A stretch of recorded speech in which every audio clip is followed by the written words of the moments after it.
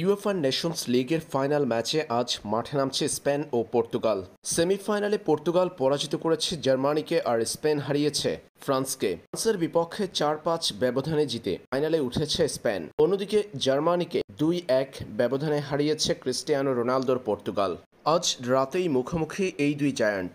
UEFA Nations লিগের final ম্যাচে বাংলাদেশ সময় আজ রাত ১টায় শুরু হবে পর্তুগাল স্পেনের মধ্যকার লড়াইটি। ইউএফা নেশনস লিগের ফাইনাল ম্যাচ লাইভ সম্প্রচার করবে সনি স্পোর্টস। সনি স্পোর্টস 1, 2, 3 এবং 5-এ লাইভ সম্প্রচার করা হয় নেশনস লিগের ম্যাচগুলো। স্পেন ও পর্তুগালের মধ্যে মুখোমুখি লড়াই হয়েছে ৪০ বার। যে ৪০ ম্যাচের মধ্যে ক্রিস্টিয়ানো রোনালদোর পর্তুগাল জিতেছে ৬টা ম্যাচে। অন্যদিকে স্পেনের জয় ১৮ ম্যাচে, ড্র হয়েছে বাকি ১৬টা ম্যাচ।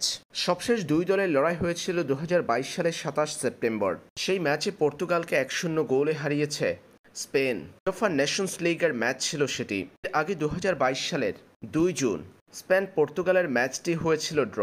সবশেষ ৫ ম্যাচে স্পেনের বিপক্ষে পর্তুগালের নেই কোনো জয়। অন্যদিকে স্পেন সেই ৫ ম্যাচের মধ্যে জয় পেয়েছে ১টিতে, বাকি ৪টি ড্র।